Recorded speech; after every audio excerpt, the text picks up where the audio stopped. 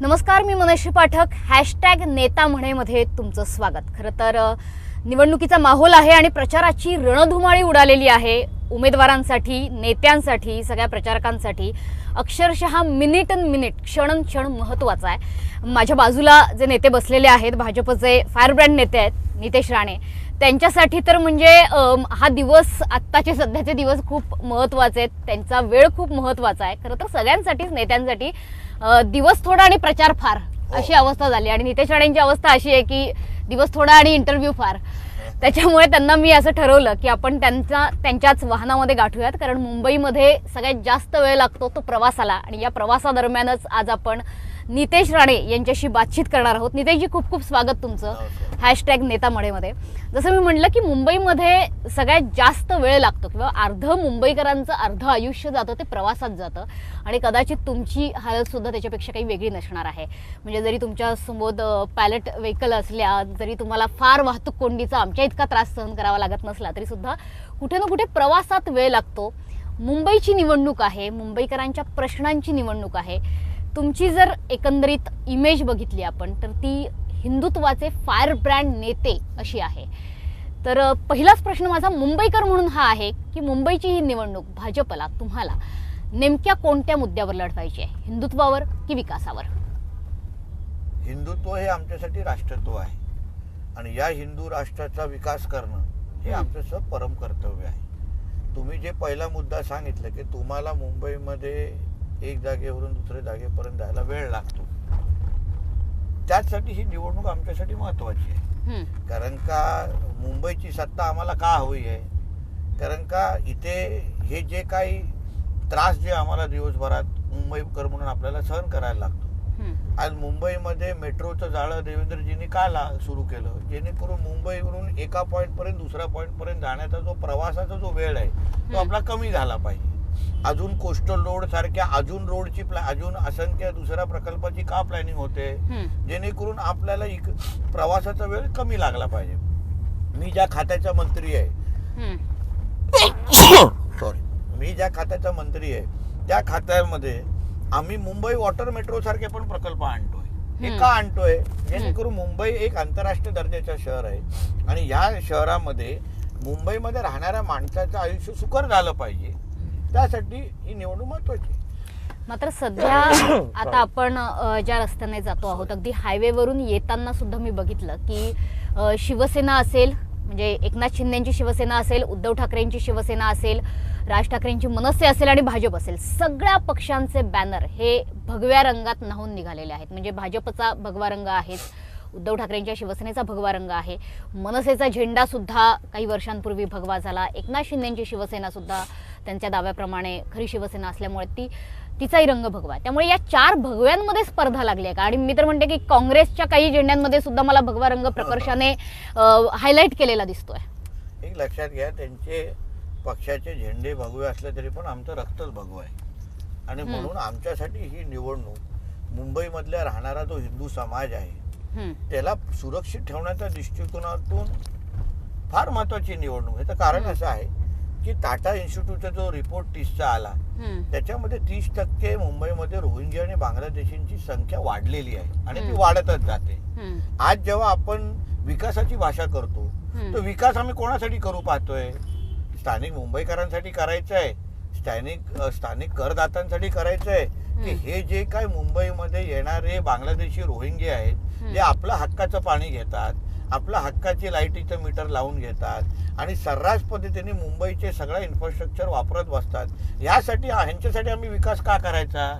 म्हणून आम्ही थेट सांगितलेलं आहे की 15 तारखेला निकाल लागल्यानंतर आमच्या महायुतीचा हिंदू आणि मराठी महापौर तिथे बसल्यानंतर, आय लव्ह महादेव म्हणणारा महापौर तिथे बसल्यानंतर पहिलं काम जे आम्ही करणार आहे की मुंबईतले सगळे जे बांगलादेशी रोहिंगे मुसलमान आहेत त्या सगळ्या लोकांना मुंबईतून साफ करायला सुरू करणार आहे. बांगलादेशी हटाव ही मोहीम, बांगलादेशीने रोहिंगे मुसलमान हटाव ही मोहीम 17 तारीख सकाळपासून एकही ती घाण आम्ही मुंबईमध्ये ठेवणार नाही. जे जे तुमचे इंटरव्ह्यू आमच्या या माध्यमातून बघत असतील, मी त्यांना सांगतो की प्रत्येकाने आपली बॅग भरून ठेवा. तुमच्याकडे फक्त 16 तारीख पर्यंत ही वेळ आहे. 17 तारखेला आजपर्यंत आम्ही एकही बांगलादेशी रोहिंगे मुसलमानाला मुंबईमध्ये ठेवणार नाही. ही त्यांच्यासाठी डेडलाईन दिलेली आहे. त्यांनी बॅग भरावं, अगोदर निघून जावं. पाकिस्तानमध्ये बसलेला त्यांचा जो अब्बा आहे त्याच्याकडे त्यांनी निघून जावं. यापूर्वी खड्डेमुक्त मुंबईचा नारा दिला गेलेला होता. खड्डेमुक्त मुंबई हा नारा मुंबईकरांनी ऐकलेला आहे. मात्र आता तुम्ही बांगलादेशी मुक्त, रोहिंगे मुक्त मुंबई असा नारा देताय का? काळाची गरज आहे. उद्या अगर आपण ह्यांना आवरला नाही, ह्यांना इथून पळवलं नाही, तर तुम्ही जो विकासाची भाषा करताय, आपण जे पायाभूत सुविधांची भाषा करताय, अहो आज मुंबईमध्ये ह्यांची संख्या अगर एवढा वाढत गेली तर उद्या आपल्यालाच अल्पसंख्या ठरवून टाकतील हे लोक. 30% जास्त हे लोक अगर वाढत या संख्येने गेले तर मुंबईतला मराठी माणूस, मुंबईतला हिंदू माणूस जाणार कुठे? पण मग याच्यासाठी तुमचाच भगवा काम करतोय की शिंदेचा भगवा पण काम करतोय? आणि तुमचा भगवा कसा वेगळा आहे? महायुतीमध्ये आहे आम्ही. महायुतीमध्ये ते तर बाळासाहेबांच्या विचारावर चालणारी ती सेना आहे. आणि बाळासाहेबांनी घेतलेली बांगलादेशी आणि रोहिंगे मुसलमानांच्या बाबतीमध्ये जी भूमिका आहे ती जगाला माहिती आहे ती. आणि म्हणून हा जो कडवटपणा आहे ना, आता दाखवण्याची वेळ आलेली आहे. मुंबईमध्ये महापालिकेची सत्ता का हवी आहे? लोक बोलते तुमच्याकडे राज्य सरकार आहे. हो आहे ना. राज्य सरकारच्या पोलीस खात्याच्या माध्यमातून, ATSच्या माध्यमातून आम्हाला ह्यांना आयडेंटिफाय करणं, ह्यांना इथून परत आपल्या देशांमध्ये पाठवणं, पण त्याच्याही पलीकडे मुंबई महापालिकेची सत्तेच्या माध्यमातून ह्यांना जे काही महापालिकेतून जे पाणीचं कनेक्शन दिलं जातं, लाईटीचं मीटर दिलं जातं, दुसऱ्या सुविधा दिल्या जातात. तुम्हाला सांगतो असंख्य असे मुंबईमध्ये महापालिकेचे प्लॉट्स आहेत, रिझर्वेशनचे प्लॉट्स आहेत, जिथे अनधिकृत पद्धतीने 4-4 फ्लोअरचे मदरसे बांधले गेलेले आहेत. ग्रीन स्पेसेस आहेत ज्याच्यावर अनधिकृत मस्जिदी आणि थडगे उभे केलेले आहेत. हे कोणाच्या परवानगीने केलेले आहेत? जो नियम हिंदूंना लागतो, जो कायदा आपण पाळतो, 10 वाजेपर्यंत आम्ही आमचे नवरात्री, गणेश चतुर्थीच्या मिरवणुका बंद करायच्या, हे असा नियम आहे. हायकोर्टचा जजमेंट आहे. पण ह्यांच्या ज्या काही उरूस आणि ईदच्या जे काही जुलूस निघतात ते कोण बंद करणार? ते हे लोक कायदा मानत नाही का? एका बाजूला सांगतात की आम्ही डॉक्टर बाबासाहेब आंबेडकरांचं संविधान मानतो. मग ह्यांच्यासाठी संविधान महत्वाचं की कुराण महत्वाचं हे पण त्यांनी सांगून टाकावं. मात्र तुम्ही जे म्हणताय त्याच आधारे गेल्या विधानसभेत, त्याच्याही आधी लोकसभेमध्ये मुस्लिम मतं ही उद्धव ठाकरेंच्या पारड्यात जाताना दिसली. तरी सुद्धा त्यांचा जो दावा आहे, त्यांचं जे म्हणणं आहे की आमचा झेंडा भगवा आहे, आमचं हिंदुत्व खरं आहे, आमचं हिंदुत्व विभागणी करणारं नाहीये, हा जो दावा आहे त्यांचा भगवा सरमिसळीचा भगवा आहे असं हिंदुत्वामध्ये. मला तुम्ही सांगा मनुश्रीजी, त्यांच्या हिंदुत्वामध्ये मराठीची सक्ती ही फक्त हिंदूंनाच मारून होणार आहे का? मराठीची सक्ती हे कुठल्या तरी गरीब हिंदूला पकडायचं, त्याला कानफडीत मारायची आणि बोला काही मराठी में बोल. मग हीच हिम्मत, हीच ताकद बहिरामपाडा नल बाजारमध्ये जाऊन दाखवा ना.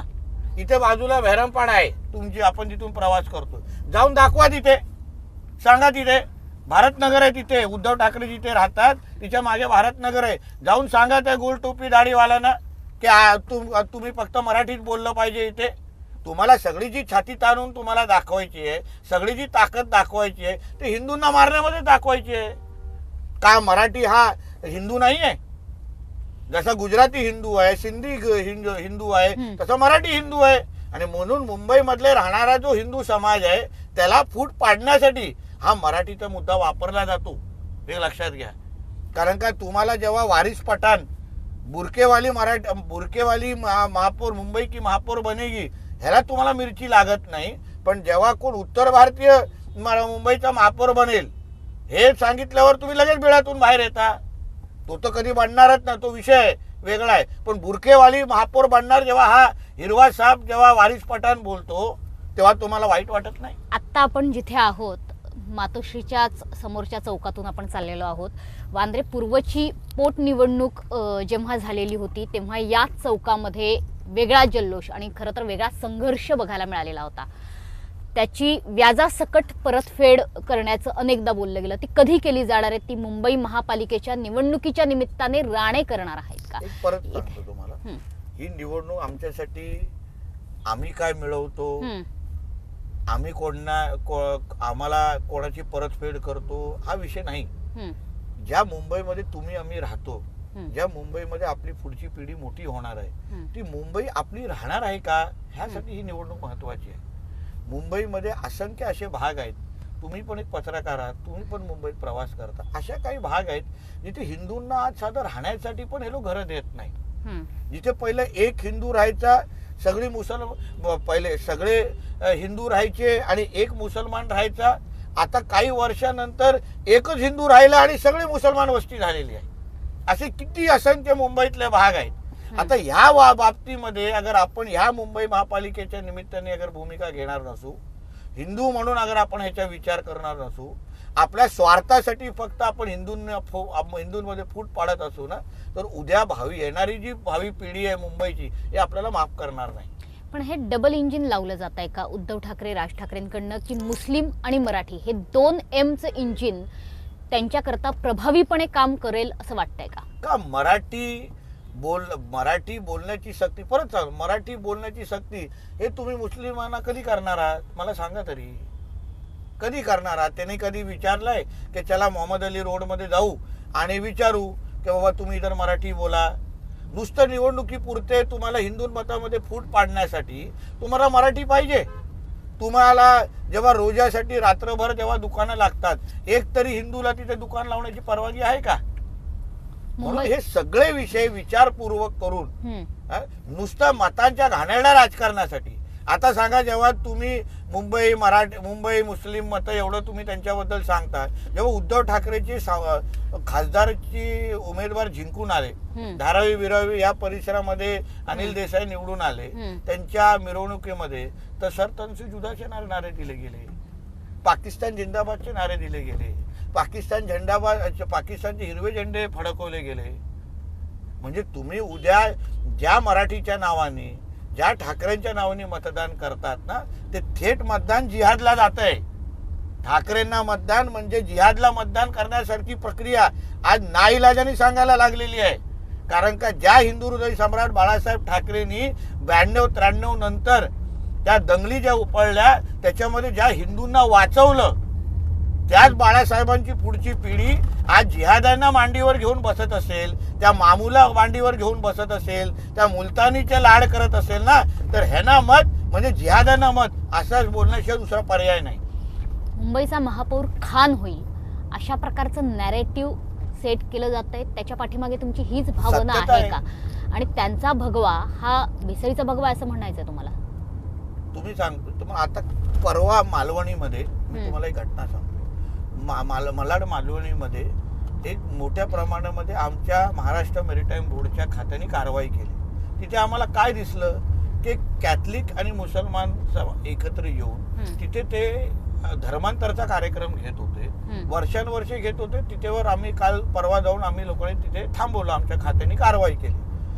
आश्चर्य असं वाटतं की त्या कार्यक्रमाचं नाव साईबाबांच्या नावाने दिलेलं होतं. म्हणजे हे जे काही धुळफेक करण्याचा जो प्रकार आहे ना, म्हणजे नाव मराठीचं द्यायचं, नाव हिंदूचं द्यायचं, पण आतमध्ये बसलेला अब्दुल आणि खान आणि पठाण आहे हे आपण विसरता कामा नये. छत्रपती संभाजी राजेंना जेव्हा पकडलं, औरंगजेबाने कोणाला वापरलं? त्या कान्होजी शिर्केना वापरलं ना. हे दोघं कान्होजी शिर्केचे पुनर्जन्म आहे. ह्यांना वापरून, ठाकरेंना वापरून उद्या हिंदू समाजाला, आमच्या राजाला जसं हे लोक औरंगजेबाने संपवलं ना, तसंच हे कान्होजी, हे दोघही हे कान्होजी शिर्केंचे परत पुनर्जन्म झालेले दोघं आहेत आणि ह्यांच्या खांद्यावर उभं राहून आमच्या मुंबईतल्या हिंदू समाजाच्या स्वराज्याला गालबोट लावण्याचं काम हे औरंगजेबाचे पुनर्जन्म झालेले लोक करतायत. कान्होजी शिर्के कोणाला म्हणायचंय तुम्हाला नेमकं? हे दोघं आहेत, दोन्ही ठाकरे आहेत. शिर्के बंधूंनी त्यावेळेस जे काय संभाजी राजेंची माहिती दिली आणि त्याच्यामुळे औरंगजेबाला कळलं, औरंगजेबाच्या फौजला कळलं की संभाजी राजे संगमेश्वरला आहेत आणि तिथे मग त्यांना पकडलं आणि मग त्यांचे 40 दिवस हाल अपेक्षा करून त्यांना मारून टाकलं गेलं. ती लढाई पण हिंदू मुसलमानात होती. कारण का औरंगजेबाने शेवटच्या मागणी काय केली संभाजी राजेंकडे की तुम तुम्हारा धर्म बदलो, मैं तुम्हारी जान बचाता हूं. संभाजी राजेंनी धर्म बदलला नाही आणि म्हणून औरंगजेबाने पुढची कारवाई केली. हेच आतला मुंबईतला राहणाऱ्या हिंदू समाजाने ओळखलं पाहिजे. हे आपले दिसणारे हे जे दोघं आहेत ना, हे दोघे म्हणजे ठाकरे ठाकरे दोन्ही आपले ठाकरे. दिसणारे जे दोन ठाकरेच्या नावाने हे जे काय दोन समोर आलेले आहेत ना, ते संभाजीराजांना जसं संपवण्याचा प्रकार झालाय तसंच मुंबईतला राहणारा मराठी माणसाला संपवण्याचं फार मोठं षडयंत्र, हिंदू समाजाला संपवण्याचं फार मोठं षडयंत्र जिहाद्यांनी ह्यांच्या खांद्यावर बंदूक ठेवून आखलेलं आहे. कान्होजी शिर्के एकंदरीत शिर्के बंधूंची उपमा किंवा तशा पद्धतीचं उपमा आहे. साधर्म तुम्ही ठाकरे बंधूंमध्ये सांगताय. मात्र जेव्हा राज ठाकरे उद्धव ठाकरे एकत्र येतात, एका व्यासपीठावर येतात, तेव्हा एक भावनिक वातावरण झाल्याचं बघायला मिळतं आणि तीच भावनिक साध आता सुद्धा घातली काय जाते. भावनिक नाही, जेव्हा ते एकमेकांच्या विरोधात बोलत होते तेव्हा सुद्धा ते भावनेचंच राजकारण होतं. बाळासाहेबांच्या बाबत जेव्हा राज ठाकरे बोलतात, जेव्हा ते एकमेकांच्या विरोधात होते तेव्हा सुद्धा भावनेचंच राजकारण होतं. आता सुद्धा भावनेचंच राजकारण ठाकरेंकडनं केलं जात आहे. भावनेचं कार्ड खेळलं जात आहे का? भावना करून मुंबईतला मराठी माणूस टिकणार आहे का? हिंदू वाचणार आहे का? भावना आपण कोणाविरुद्ध दाखवण्याचा प्रयत्न करतोय? ज्यांना आमच्या ह्या देशामध्ये जिहाद करायचं आहे. गजवाई हिंदच्या अंतर्गत या हिंदू राष्ट्राला इस्लाम राष्ट्र बनवण्याचे जे मनसुबे आहेत, जे आज तुम्हाला न्यूयॉर्कमध्ये बघायला मिळतं, आज तुम्हाला लंडनमध्ये बघायला मिळतं, युरोपचे असंख्य शहर हे लोकांनी पूर्ण जिहादाच्या नावाने पूर्ण पद्धतीने बदलून टाकलेले आहेत. तेच षडयंत्र आज मुंबईमध्ये ह्यांच्या खांद्यावर बंदूक ठेवून करण्याचा फार मोठा प्रयत्न आहे. पण राज ठाकरे यामध्ये सहभागी झालेत का? मुळात राज दुर्दैवी आहे ठाकरे ते. दुर्दैवी आहे. राज ठाकरे आणि उद्धव ठाकरे यांचं एकत्र येणं ही बेरीज बघताय, गुणाकार बघताय की भागलं एकमेकांना त्यांनी? माझं म्हणणं आहे की ह्याच्यामध्ये सर्वात मोठं नुकसान राजसाहेबांचं आहे आणि हिंदुत्वाचं आहे. कारण का राजसाहेबांसारखा एक कडवट हिंदुत्वादी नेता जिहाद हृदय सम्राटच्या बाजूने जाऊन बसणं, कारण का उद्धव ठाकरेची आणि जिहादांची भाषा काही वेगळी नाही. उद्धव ठाकरेची आणि पाकिस्तानच्या ISI एजंटची भाषा काही वेगळी नाही, तीच भाषा करतात. आता मध्ये ज्या पद्धतीने काँग्रेस तशी पाकिस्तानची स्क्रिप्ट वाचून दाखवायचे, हेच उद्धव ठाकरे करतायत. अहो तुम्ही त्या मामूलला पक्षामध्ये घेता, त्या चंगेज मुलतानीला पक्षामध्ये घेता, बॉम्बलास्टचे असंख्य आरोपी हे आज उद्धव ठाकरेच्या उमेदवाराच्या प्रचारासाठी प्रचार करतायत. मुंबईने असंख्य बॉम्बलास्ट बघितलेले आहे, दंगली बघितली आहे. बाळासाहेबांनी त्या दंगलीमध्ये मुंबईला वाचवलं आहे. आज त्यांचाच मुलगा आज अशा पद्धतीच्या दंगलीमध्ये असलेल्या आरोपींच्या खांद्याला खांदा लावून ना मुंबईचा प्रचार करत असतील तर हा धोक्याची घंटा मुंबईकरांनी ओळखली पाहिजे. आणि भारतीय जनता पक्ष आणि त्यांचे जे महायुतीचे पक्षांसारखे राष्ट्रभक्त संघटनांना मतदान करून मुंबईचा महापौर तिथे बसवला पाहिजे. नितेशजी, मात्र आता निवडणुकीच्या मैदानात उतरल्यानंतर उद्धव ठाकरेंच्या विरोधात जितका आक्रमक प्रचार तुमच्याकडनं केला जातो तितका राज ठाकरेंच्या विरोधात केला जात नाही. आता तुम्ही उल्लेखही केला की दुर्दैवी आहे हे राज ठाकरेंनी त्यांची साथ धरणं किंवा त्यांच्या सगळ्या कार्यक्रमांमध्ये सहभागी होणं, एकंदरीतच युती करणं, हे तुमच्यामध्ये दुर्दैवी आहे. म्हणजे जर राज ठाकरे तुमच्यासोबत आले असते तर ते चांगले असते का? पण आमच्यासोबत आले होते ना, नाही असं नाही, पण हिंदुत्व भक्कम करणं हा अतिशय गरजेचं होतं. जसं त्यांना उद्धव ठाकरेंचा सहवास वाढायला लागला बघा, त्यांनी लगेच महाकुंभवर टीका करायला सुरू केली. लगेच त्यांनी हिंदुत्वाच्या विरोधात भूमिका घ्यायला सुरू केली. कारण का हिंदुत्व आज उद्धव ठाकरेचं राजकीय धर्मांतर झालेलं आहे. तो हिंदू राहिलेलाच नाहीये व्यक्ती. आणि म्हणून जे त्याच्या अवतीभवती आहेत त्यांना माहिती आहे की उद्धव ठाकरेला खुश करायचं असेल तर हिंदू द्वेषच करा, हिंदूंना शिव्या घाला, लगेच उद्धव ठाकरे खुश होऊन जातात. राज ठाकरेंचा रस्ता चुकलाय का तुमच्याकडे? नक्की. नुकसान बघा ना, संतोष दुरी सारखे कार्यकर्ते सोडून जात आहेत, संदीप देशपांडेला लांब ठेवले जात आहे. तुम्हालाही माहिती आहे त्यांच्यासारखे हे असे कार्यकर्त्यांनी तर महाराष्ट्र नवनिर्माण सेनेला ताकद दिली ना. सांगा तुम्ही मला, 15 दिवस उद्धव ठाकरे जेव्हा मुख्यमंत्री होते महाविकास आघाडीच्या काळात आमच्यासारख्या असंख्य लोकांवर जे काय खोटं केसेस टाकून अटक केले ते सत्र सुरू होतं, त्याच्यामध्ये संतोष दुरी आणि संदीप देशपांडे पण होते. 15 दिवस तुम्हाला माहिती आहे ते गायब झालेले. तर उद्धव ठाकरेंनी खोटी केस त्यांच्यावर टाकून या दोघांनी अडकवण्याचा प्रयत्न केलेला, तेव्हा आमचेच देवेंद्र फडणवीस त्यांच्या कामाला आले. संतोष दुरींचा जेव्हा पक्षप्रवेश झाला, तुमचा त्यामध्ये महत्त्वाचा सहभाग होता, तुम्ही स्वतः त्या ठिकाणी होते. संतोषचा अगदी जीवश्य कंठस्थ मित्र म्हणायला हरकत नाही संदीप आहे, आणि दादर मधली मनसेची ओळख हे 2 चेहरे होते, त्याच्यापैकी एक चेहरा आता भाजपमध्ये आलेला आहे. संदीपच्या मनात नेमकं काय आहे हे त्यांनी पत्रकार परिषदेत सांगितलेलं आहे. मात्र तुमच्या मते मनसेचं दादरमधलं मुंबईतलं अस्तित्व आता कमी होत जाणार आहे का? कारण नाराजांची संख्या सुद्धा वाढलेली आहे जागा वाटपामध्ये. मला आश्चर्य असं वाटतं, समजून घ्या तुम्ही, की जे कार्यकर्ते तिथे उद्या निवडून येऊ शकतात, ज्या कार्यकर्त्यांनी त्या भागामध्ये दादर, वरळी, शिवडी, लालबाग ह्या परिसरामध्ये महाराष्ट्र नवनिर्माण सेनेचे अस्तित्व टिकून ठेवलं, संघर्ष केला, त्याच कार्यकर्त्यांना उद्धव ठाकरेच्या बोलण्यावरून तुम्ही कसं डावलू शकता? ते कार्यकर्त्यांनी किती उन्हाळे पावसाळे तुमच्यासाठी पाहिलेले आहेत, किती संघर्ष तुमच्यासाठी केलेला आहे, तर तुम्ही आपल्या कार्यकर्त्यांसाठी तुम्ही का लढू शकले नाहीत? हाच तर त्या कार्यकर्त्यांचं दुःख आहे. आणि म्हणून ह्याचा थेट परिणाम निवडणुकीच्या राजकारणामध्ये निश्चित पद्धतीने होणार. आणखी गळती लागेल मनसेला इथून पुढे? काही इन्कमिंग आहेत? आता ते माझ्यापेक्षा ह्याचं उत्तर तुम्हाला अमित साठमजी देऊ शकतात. ते आमचे मुंबईचे अध्यक्ष आहेत. मुंबईच्या निवडणुकीची सगळी धुरा आम्ही त्यांच्या नेतृत्वाखाली आम्ही लढवतोय. मला वाटतं ह्याचं अजून डिटेल उत्तर तुम्हाला ते देऊ शकतात. मात्र तुमच्या मध्ये सुद्धा जागा वाटपात अनेक जण नाराज झाले, विशेषतः अगदी आपण सध्याचं वाकयुद्ध बघितलं तर नरेंद्र मेहता आणि प्रताप सरनाईक यांचं वाकयुद्ध थांबत नाहीये. तर या सगळ्याला कसं टॅकल करणार आहे? शेवटी भारतीय जनता पक्ष, शिवसेना, आम्ही सगळे महायुती म्हणून आज राज्याच्या सत्तेमध्ये आहोत. राज्याच्या जनतेने आम्हाला महायुती म्हणून कौल दिला किंवा आशीर्वाद दिला. आणि म्हणून मला असं वाटतं की निवडणुका स्थानिक पातळीवर असल्या तरी जनतेने जे आम्हाला राज्य पातळीवर जो काय आशीर्वाद दिलाय, जो काय आदेश दिलाय, त्याप्रमाणे आम्ही येणाऱ्या 15 तारखेनंतर काम करायला सुरू करू. पण हा गृहकलह नेमका कसा थांबवला जाणार आहे? कारण नाराजांची संख्या दोन्हीकडे आहे. पण शेवटी ह्या सगळ्यावर मार्ग काढण्यासाठी आमचे देवेंद्र फडणवीस साहेब, रवी चव्हाणजी हे सगळे सक्षम आहेत, मार्ग काढतील.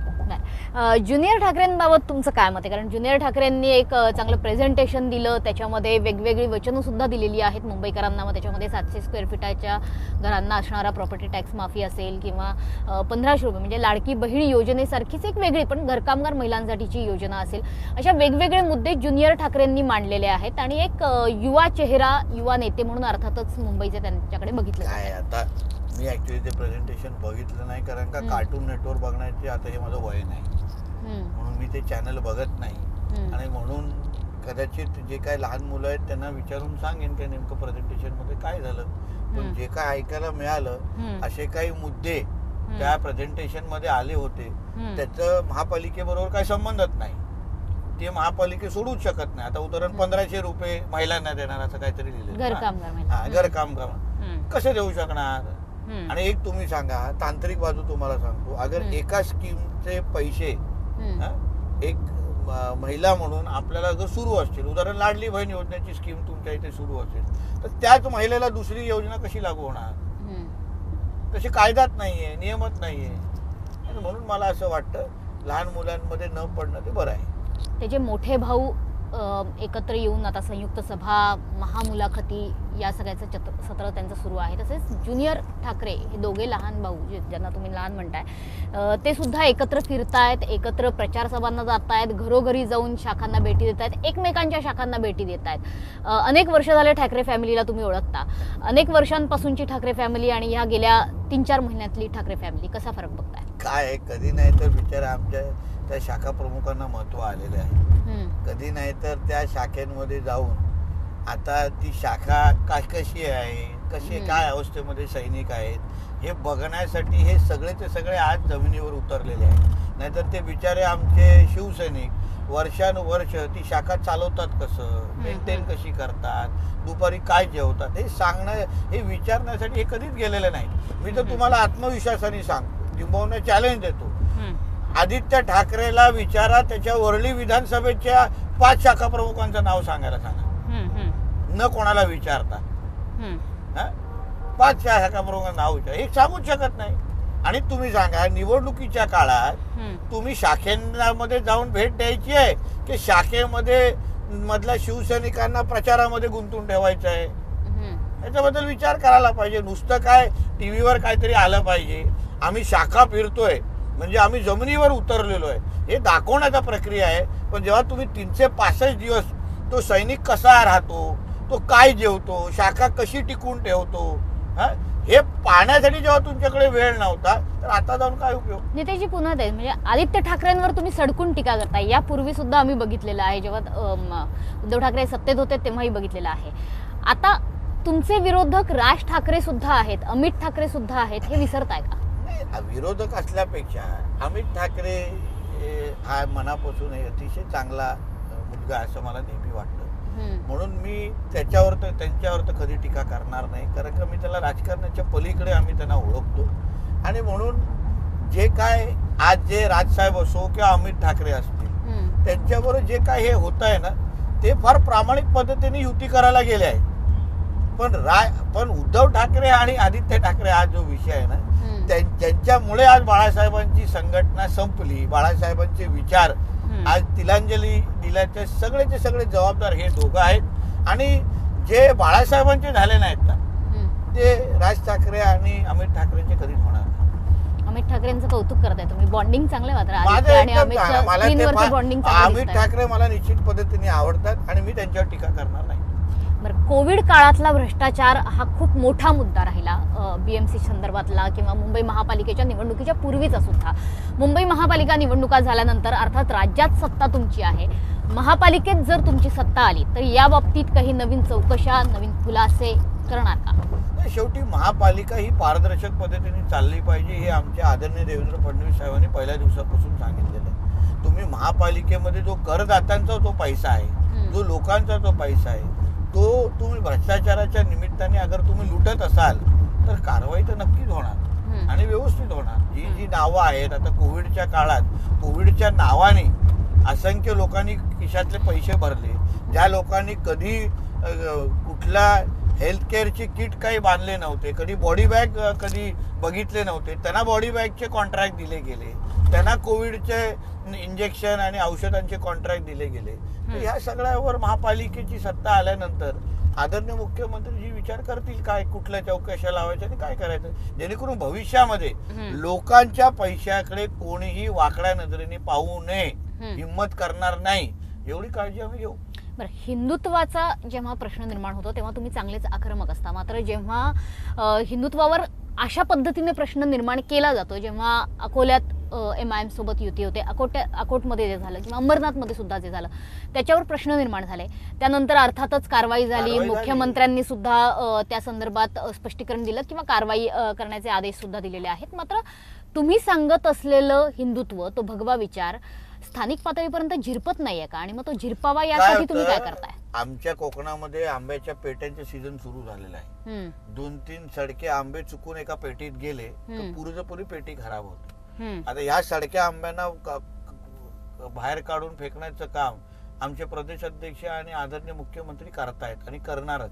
कारण का अशा पद्धतीने जे देश विरोधी जी ताकद आहेत, MIM हा पक्ष नाहीये, MIM मध्ये आणि ISI आणि PFI मध्ये काहीच फरक नाही. तुम्ही सांगा असा कुठला राजकीय पक्ष आहे ज्याचा नेता असा सांगतो की 15 मिनिटासाठी पोलीस बाहेर ठेवा आणि बघा आम्ही काय करतो?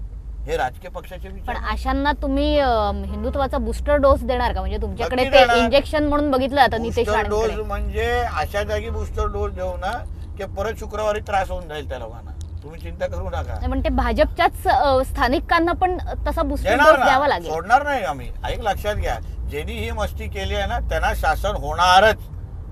कारण का हिंदुत्वावर कुठल्याही पद्धतीची तडजोड नाही, राष्ट्रत्वावर कुठल्याही पद्धतीची तडजोड नाही. आणि हे राष्ट्रविरोधी ताकद, आता काँग्रेस आणि मुस्लिम लीग मध्ये काहीच फरक नाही.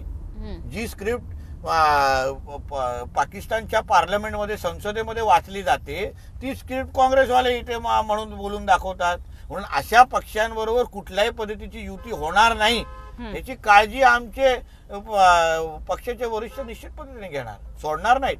बरं, महापालिका निवडणुका आहेत. गेल्या नगरपालिका नगरपंचायत निवडणुकीमध्ये राणे वर्सेस राणे असं चित्र काहीसं आम्हाला बघायला मिळालं, महाराष्ट्राने ते बघितलं. त्याच्यानंतर तुम्ही दोघी बंधूंनी एकमेकांशी बातचीत सुद्धा केली, तुम्ही देखील स्पष्टीकरण दिलं. पण आता हे राणे बंधू ठाकरे बंधूंविरोधात मुंबईत उतरतायत का?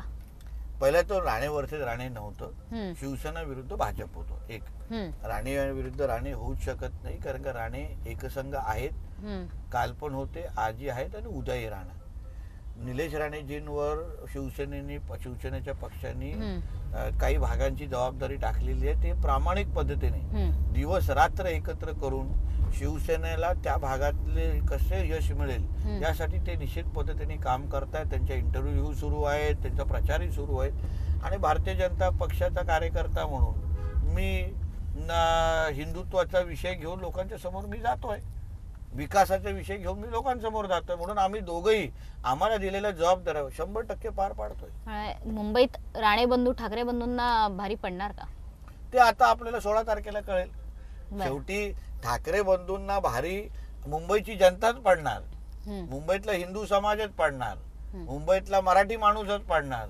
कारण काय ठाकरे बंधूंनी मुंबईतल्या मराठी माणसाला हिंदू समाजात जे गृहीत धरलाय ना, त्याचं उत्तर हे येणाऱ्या 16 तारखेला मुंबईची जनता देऊन दाखवेल. बघा बरं, थोरले राणे साहेब काय म्हणतात? निवृत्तीचे संकेत दिले, घरात काही चर्चा झाली का? म्हणजे सगळ्यांना त्या विधानाचा धक्का बसला. तुमच्या हा मनात शब्दच पहिल्यांदी काय? काय भावना आली होती हे जेव्हा लक्षात ऐकलं? घ्या, तुम्हाला स्पष्ट सांगतो, राणे साहेब हे असंख्य लोकांना निवृत्त व्हायला लावतील त्यांच्यामुळे. ते कधी निवृत्त होत नाहीत, होणार नाहीत, असं कुठलंही त्यांच्या मनामध्ये काही नाहीये. त्या शब्दाचा वेगळा अर्थ काढला गेला आणि उगाच निवृत्तचा हा शब्द त्याच्या म्हणजे तिथे आणला गेला. तो शब्द त्यांच्या डिक्शनरीमध्ये नाही. आता बघा मुंबईच्या प्रचारामध्ये ते जोरदार कसे उतरतात की नाही. सगळीकडे त्यांच्या प्रचाराची मागणी, त्यांच्या सभेची मागणी आहे, वसई विरारमध्ये मागणी आहे, पुणे नाशिकमध्ये मागणी आहे. सगळीकडे राणेसाहेब मोठ्या प्रमाणामध्ये महायुतीच्या लोकांच्या प्रचारासाठी उतरणार आहेत. घरात काही चर्चा झाली या विधानानंतर? नाही, परत ते बोले मी बोललोच नाही माझ्या मनात. आणि आज पण तुम्हाला सांगतो 10-12 तास काम करणारे राणेसाहेब आम्ही पाहतो. आणि म्हणून असे व्यक्ती कधी निवृत्त होतील हा विषयच राहत नाही. बरं, कार्यक्रम आता प्रवास सुद्धा जवळपास संपत आला, त्याच्यामुळे कार्यक्रमाच्या सांगताकडे जाऊयात. एक रॅपिड फायर राऊंड आपण करूयात की पहिला प्रश्न असा आहे की मुंबईचा महापौर हिंदू की मराठी? मुंबईचा महापौर हा हिंदू होणार आणि मराठी होणार. हिंदू मराठी होणार? हो, हिंदू मराठी. त्याच्यामध्ये दोन दुसरा व्हायला आम्ही देणारच नाही. काही करून मुंबईचा महापौर हा बुरखावाली होत नाही, काही करून मुंबईचा महापौर हा आय लव्ह मोहम्मदवाला होत नाही. बरं, कोणते ज्युनियर ठाकरे तुम्हाला जास्त प्रभावी वाटतात? आदित्य ठाकरे की अमित ठाकरे? अमित ठाकरे. अमित ठाकरे जास्त प्रभावी आहेत? प्रभावी म्हणजे त्यांच्या बघा काय त्यांना भविष्य आहे आणि नक्की ते पुढे जाऊन मोठं नाव करतील असं माझी वैयक्तिक भावना आहे. भविष्यात जर राजकीय युतीची गरज पडलीच तर कोणता पर्याय जास्त स्वीकारायला आवडेल? शरद पवार की राज ठाकरे? आता तो निर्णय माझ्या हातात नाही. आता तो माझ्या वरिष्ठांच्या हातात आहे. आवडणारे नेते कोण? नाही, आवडणाऱ्यापेक्षा आता दोन्ही आता पवार साहेब फार मोठे ज्येष्ठ नेते आहेत आणि राजसाहेबांबरोबर आमचे कौटुंबिक संबंध आहेत. पवार साहेबांबरोबर पण आहेत, पण मला असं वाटतं प्रत्येक दोन्ही नेता आपल्या जागी वरिष्ठ आहे. कोणत्या ठाकरेंचं मन जास्त मोठं आहे, राज की उद्धव? राज ठाकरे. कधी जे बाळासाहेबांतले तंतोतंत गुण जे आम्ही राजसाहेबांना जवळून पाहतो ते तसे राजसाहेब ठाकरेंनी घेतलेले आहेत. कोकणातल्या विकासाचा तुमचा पार्टनर कोण आहे? रवींद्र चव्हाण की निलेश राणे? निलेश राणे साहेब तर बंधू आहेत आणि रवी चव्हाण साहेब आमचे प्रदेशाचे अध्यक्ष आहेत. आणि म्हणून मला वाटतं की आम्ही तिघांनी मिळून एकत्र मिळून कोकणाचा विकास करणं हे अत्यंत गरजेचं आहे आणि ते आम्ही करतो. निवडणुकीनंतर जो काही निकाल लागेल, या निकालानंतर राज ठाकरे, अमित ठाकरे यांना म्हणजे एकंदरीतच मनसेला काय सल्ला द्याल? उद्धव ठाकरे सारख्या जिहादी हृदय सम्राटच्या जवळपास पण जाऊ नका. जसं मी परत बोलतो, जो व्यक्ती बाळासाहेबांचा झाला नाही तो कधीही कोणाचा होणार नाही. आणि म्हणून याची काळजी राजसाहेबांनी आणि त्यांच्या पूर्ण मनसेने निश्चित पद्धतीने घ्यावी. एक फ्रेज वापरलीत तुम्ही आता, जिहादी हृदय सम्राट आहे. ते खरंच आहे. आज प्रत्येक जिहाद्याला, आज प्रत्येक कुठल्याही तुम्ही मस्जिदीमध्ये जावा, पहिलं नाव उद्धव ठाकरेचं घेतलं जातं. बाळासाहेबांचे जे नावाची दहशत जिहाद्यांच्या मनामध्ये होती ना, ते ह्या उद्धव ठाकरेंनी पूर्ण पद्धतीने संपवून टाकलेली आहे. मुंबईत जर भाजपची सत्ता आली तर सर्वात प्रथम काम कोणतं करणार? बांगलादेशी हटाव, खड्डे हटाव? सर्वात महत्वाचं की मुंबईला आम्ही जिहाद मुक्त करणार. मुंबईतला एकही इंच एकही व्यक्तीला जिहाद करायला देणार आहे, एकही हिंद जिहादसाठी आम्ही देणार नाही. आणि मुंबईमध्ये कोणीही जिहाद करणारे हिरवे साप प्रत्येकाला आम्ही ठेचून काढू आणि मुंबईला जिहाद पूर्ण पद्धतीने मुक्त करू. हा माझा मुंबईकरांना शब्द आहे. तर नितेश राणे जसं त्यांच्या नावाप्रमाणेच फायर ब्रँड या शब्दाला ते जागलेले आहेत. आणि प्रवास आता संपत आलेला आहे. आम्ही प्रवास सुरू केला होता मुंबईच्या उपनगरातून आणि आता पोहोचलेलो आहे मंत्रालयाच्या समोर. याच मंत्रालयामध्ये आपल्याला भाजप शिवसेनेची सत्ता दिसते, महायुतीची सत्ता दिसते. आणि याच महायुतीची सत्ता असलेल्या महाराष्ट्रात सध्या मुंबई महापालिकेची निवडणूक ही अतिशय महत्त्वाची आहे. अर्थातच अनेक महापालिकांच्या निवडणुका होत आहेत, मात्र मुंबईकरता सर्व नेत्यांनी आता बाया सरसावलेल्या आहेत. प्रचाराची रणधुमाळी सुरू झालेली आहे आणि म्हणूनच हॅशटॅग नेतामध्ये यामध्ये आपण वेगवेगळ्या नेत्यांना भेटत असतो. हॅशटॅग नेतामणेमध्ये नितेश राणे आपल्यासोबत सहभागी झाले. तुमचे खूप खूप धन्यवाद. धन्यवाद. शुभेच्छा.